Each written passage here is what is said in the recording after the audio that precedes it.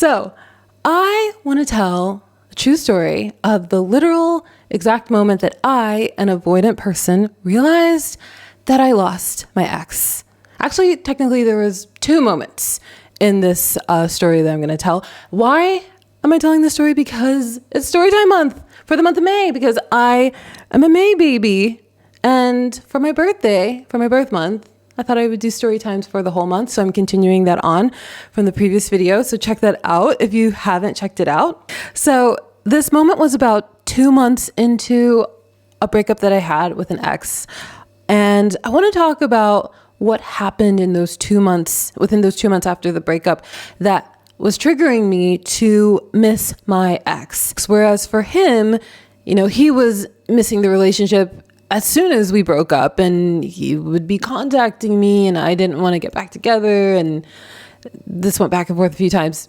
Everyone is just working at the pace that their body knows, that their subconscious and unconscious minds know. And, for an avoidant person, it might take them longer to miss their ex or miss a relationship, as we're all just navigating attraction and compatibility. And I do just want to say that if someone feels strongly at the point at which a breakup happens that the two of you shouldn't be together, that is a boundary that you should ultimately just respect. It's a part of life that we will all at some point have stronger feelings for someone than they have for us. I'm sure we can all think of a moment, maybe multiple moments in life, where we knew somebody liked us or had stronger feeling for us than we had for them. And when we're in that situation, I think we all give ourselves the grace that we just can't return this person's feelings. But sometimes when we're the one being rejected, it's very easy to vilify that person and survive that rejection by telling yourself there's something wrong with the other person, when sometimes they just can't return your feelings. So please don't project onto another person that they must feel exactly the same way you feel just because that's how you feel. And if you're brand new here, welcome to Confessions of an Avoidant. My name is Wando. I have lots of notes, so I'm just going to be looking off to my computer a lot. Long story short, one of my exes and I had very opposite attachment styles. I'm avoidant. He was very anxious. And this ex of mine, we had a long distance relationship. It started out online and was long distance online. And then I moved to his country. He was based in Australia at the time that we were in this relationship. And stupidly, I moved in with him as soon as I got to Australia. Oh God. I actually talked about this in my previous story time video about why I'm scared to live with a partner ever again. Even though I'm 40 years old, I need to start getting over this fear. But I also talked about in that video how I was going through some depression at this point in my life. I have epilepsy. I was diagnosed when I was 17, but I really started to have major complications with it when I was between 19 to 22 years old. I was really struggling with some of the bizarre side effects. Like it was just such a hard time in my life. I dropped out of college. My parents hated me. Emotionally neglectful parents hating you on top of being emotionally neglectful as parents, so it was just really hard, depressing time for me. And I think at that moment in my life, I had kind of depended on relationships as a way of numbing myself and truly being present with some of that depression. Why I kind of matched the pace of my partners when they kind of wanted to rush things. And I touched on this in the previous video as well. And in the video that I made about 4 types of avoidance, where I talked about having elements of that passive, pleasing avoidant presentation, where it's like you kind of let the other partner take the lead while you're just detached from maybe making the big decisions in a relationship. So yeah, I think that's part of why I moved in so quickly with this guy. And so yeah, we just found ourselves clashing a lot. Again, he was very anxious and I was avoidant, and living together so soon when you really still need more time to get to know another person. Who cares how much in love you are? You need to get to know them better. We were just clashing a lot. There were a lot of times where I just needed space, or I wanted to do my own thing or meet up with some friends that I met. And he always wanted us to do everything together, or he would be suspicious or paranoid about things that I wanted to do. And that would trigger his anxiety if I didn't want to do those things with him, or it was unnatural for me to do those things with him. For example, I'm a musician, I'm a singer, I've been in cover bands, I've been in numerous bands in my life. Ironically, that was something he was so attracted to me for before I moved to Australia. But when we were living together, if I wanted to go meet up with some musicians and jam and try to get some music going in Australia, he'd feel very paranoid that I was up to something or going to cheat on him or something. And then another part of this was that we were both he was on like an education visa because he was getting his master's there, whereas I was on a working holiday visa. But both of us were in this position where you have to kind of take these random jobs, and we would both get contacts from recruitment agencies because we would cycle through different jobs that we'd have and having temp jobs and stuff. So I would have different recruitment agencies that would try to get me a job or did get me a job. I had like 8 million jobs when I was in Australia. But if I got a ding on my phone notification of some recruitment agency person, he would hear the notification on my phone and he'd be so suspicious and like, oh, who are you really talking to? Like that kind of energy. It was kind of like having a baby monitor on me at all times, I felt like, which was a shame because there were so many great things about him as well. He was hilarious. He was attractive. He had like beautiful hair. He was Italian, from Sicily. So he just had like beautiful, like long black hair. He was full of life. He was so vibrant. He was one of those like life of the party type of people. He was super sociable. He was just a lot of fun. Also very passionate person as an Italian. I know that's a stereotype, but for him, the stereotype was true.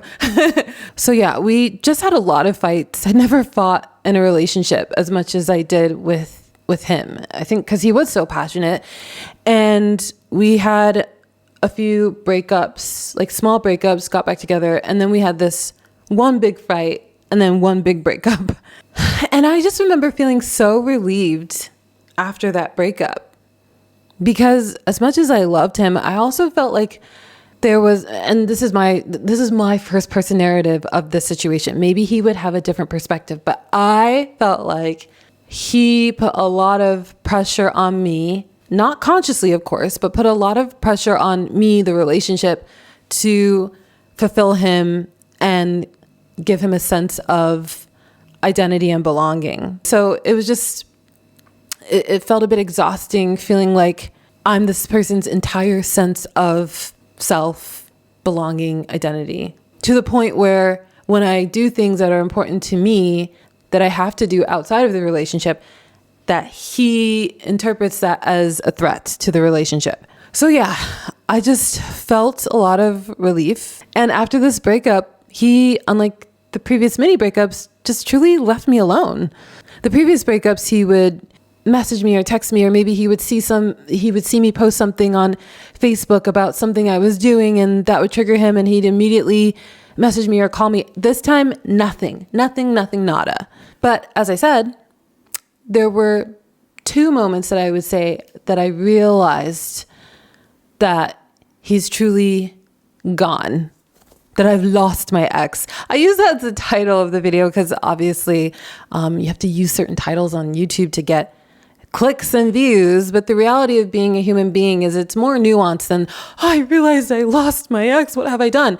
The reality is there were probably 2 moments where I realized, oh, he's really letting me go this time. And there's mixed feelings about that. It doesn't mean that, oh, I immediately want my ex back. Man, I'm such a dumb avoidant for letting him go. Like, no, you can realize that your ex is gone and still feel like you miss them. And maybe the relationship could be salvageable. And at the same time, logically remember, but we were so incompatible and we had so many stupid fights and he was so possessive. Like, multiple things can be true. So just keep that in mind, because I feel like the internet has this habit of always idealizing the ex of an avoidant as the perfect, good, the perfect good hero saint in the relationship, and the avoidant was all bad. They were all evil and like heartless or something. And it's frustrating. But okay, let's move along. So I said that there were two moments that I really realized that like, oh, like he really let me go. The first is in those months that I was feeling this relief, I felt free to just do music stuff, make new music connections. And I ended up going on this really cool tour that's on a train in Australia. It was just a weekend tour. I think it goes from Melbourne. Maybe it goes all along different parts of Australia. But I think I went on one that went from Melbourne down to somewhere in Australia. I forget. But anyway, it was really fun. It was really cool. And it was such a unique experience. And just getting to be around just other musicians and just be in my element. And I just remember coming back from that train tour.